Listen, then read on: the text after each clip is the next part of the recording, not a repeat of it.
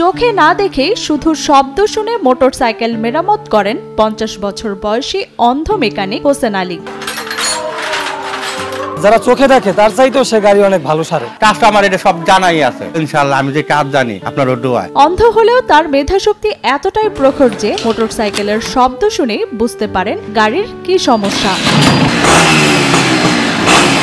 একটা মোটরসাইকেল যদি চলে যায় বলতে পারে যে এই মোটরসাইকেলটার কি সমস্যা। সে অন্ধ অবস্থায় যে কাজ করে, আমরা এখনো তার শিষ্য এবং আমাদের সিনিয়র যে বাইরে মিস্ত্রি আছেন আরো অনেক ওস্তাদ আছেন তাদের চেয়েও খুব দক্ষতা ভাবে কাজ করতে পারেন। এমনকি তার পরিচিত কেউ তার পাশ থেকে গাড়ি চালিয়ে গেলেও শব্দ শুনে বলতে পারেন কে যাচ্ছেন। আমরা গাড়ি চালাই গেলেও বিভিন্ন লোকের নাম বলে দিয়েছে, অমুক লোক যাচ্ছে অমুক লোক যাচ্ছে, মানে এত অভিজ্ঞতা এই মোটরসাইকেলের। 10 থেকে 12 বছর বয়সে বড় ভাইয়ের সাথে মোটরসাইকেল গ্যারেজে কাজ করতেন হোসেন আলী। এরপর বিভিন্ন জায়গায় কাজ করে প্রায় 35 বছর আগে চলে আসেন পিরোজপুরের মঠবাড়িয়াতে।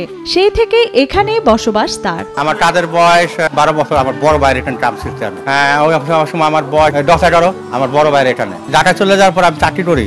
ওখানটা আমি 10-15 বছর পর মঠবাড়ি আসছি। আসার পরে আমি একটা দোকান নিয়েছি। 2007 সালে হঠাৎ মাথা ব্যথা থেকে মিনি স্ট্রোক করেন হোসেন আলী। সেই সময়ে চোখের দৃষ্টিশক্তি হারান তিনি। আমার ব্রেন স্ট্রোক করছে। স্ট্রোক হওয়ার পর আমি চোখে দেখি না। তবে থেমে থাকেনি তার জীবনযুদ্ধ। অন্ধ অবস্থায় কাজ করে যাচ্ছেন মোটরসাইকেল মেকানিকের। আমার পেশা এটা, এছাড়া আমার কোনো উপায় নাই। কাস্টমারের কষ্টে কাজে দিতে আমি কাজের কোনো সমস্যা নাই। সামান্য আয়ে যেখানে জীবনযাপনে হিমশিম হোসেন আলী, সেখানে দৃষ্টিশক্তি ফিরিয়ে আনতেও চেষ্টা চালিয়ে যাচ্ছেন তিনি। বছরে 2 বার তাকে 35,000 টাকা মূল্যের দামি ইনজেকশন নিতে হয়। একটা ইনজেকশনটার ব্যবহার 35,000 টাকা ইনজেকশনের দাম। আমি 3টা দেওয়ার পর আমি দেখছিলাম। দেখার পর আমি ওই অর্থদণ্ডের জন্য আমি আর চালাইতে পারি নাই। চিকিৎসার জন্য মানুষের কাছে গেলে অনেকে বিরক্ত হন বলে জানান হোসেন আলী। তাই এখন আর লজ্জায় অভিমানে কারো কাছে আর সাহায্যের কথা বলেন না তিনি। অনেক সময় আমার আপন লোক ডাইটটা যায়, কথা বলে না। চিকিৎসার জন্য মানুষের কাছেও গেছি আমি। 1 দিন 2 দিন 3 দিন 4 দিনের বেলা এরা কপালে ভাল দিয়ে ঠাইটা নাই। আমি ইনশাল্লাহ কাজ করে আমি পয়সা হাত পাতে চাই না। একমাত্র ছেলেকে সাথে নিয়ে নিরলস ভাবে মোটরসাইকেল মেরামতের কাজ করে যাচ্ছেন দৃষ্টিশক্তিহীন হোসেন আলী। প্রতিদিন যা উপার্জন হয় তা দিয়ে চলছে চিকিৎসা, চলছে সংসার। আমার ওয়াইফের ওষুধ কিনা দেওয়া লাগে, আমার নিজের ওষুধ লাগে।